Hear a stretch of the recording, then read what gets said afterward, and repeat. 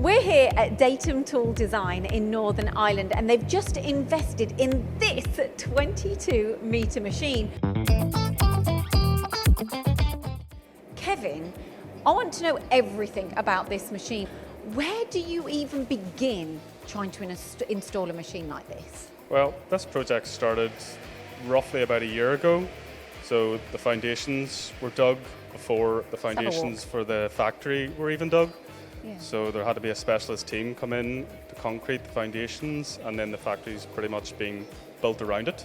So the foundations are concrete. Yes. How deep did they have to dig? They're 1.6 metres. There's Okay.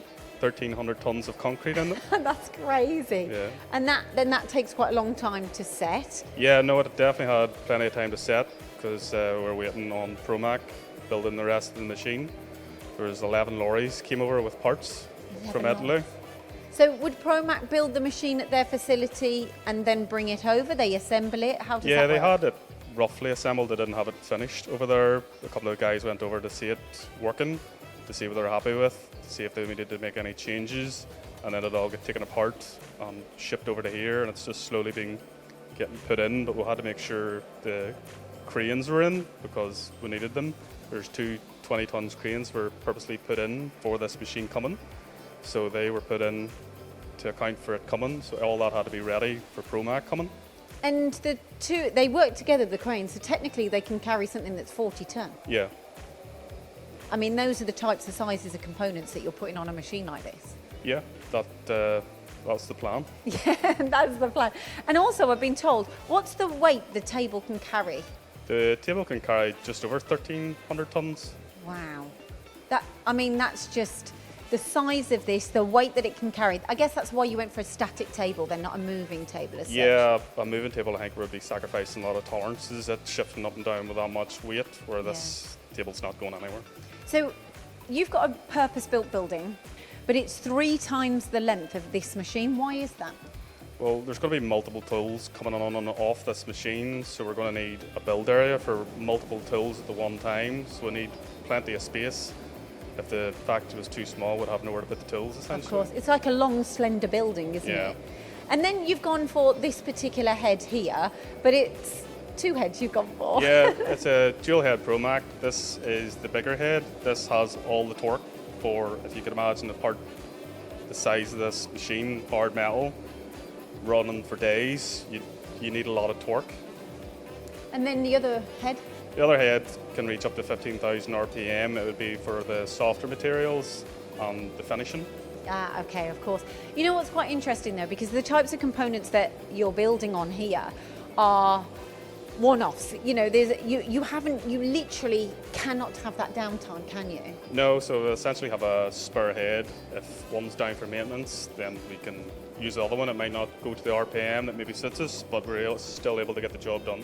It's like a safety net for Yeah. you. And I guess, you know, you can't risk anything. It's not like you can sub out the work that you've got on this machine. No, 'cause there's nowhere even close that you could sub that work out to. I love it. They've got an 8-metre machine in another building, and that one literally looks so tiny in comparison Yeah. to this machine.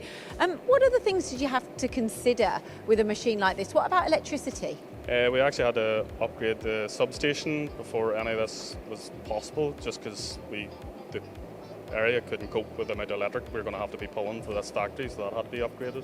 And what about the side? You've got like 6 filter mists on the side. Yeah, so if there's one filter mist at one side of it, it's not going to get it, so we had to get it, because there's going to be a lot of mist coming off, something roughing for that length of time, so we needed it to get it. And the washdown hoses, you know, I'm used to seeing a small washdown hose inside a machine, and you've literally got, what is it, 1, 2, 3, 6 Well, there hoses. 3 airlines and there are 3 wash guns, just because one's not going to reach to the other side. Promac were able to add those on for us. They're very good that way. And what else did they do for you? What else do you have to consider? Because this is quite unusual to have. Yeah, no, well, standard machine is just doors to the front, but we wanted the doors and the windows at the back, because you're not going to be able to see a wee small tool down at the far end. No, you're not, are you? there And you've is- got cameras. Yeah, there's 6 cameras on the machine, which allows us to get a bit more sight, but I think you would like to get close.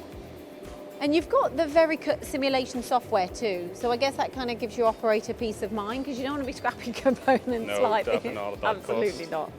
No, we have our own CAM software with its own simulation, but Vericut allows us to read every little NC code, which is really essentially going to help us sleep at night because stuff that's going on here is going to run for days. Oh, really?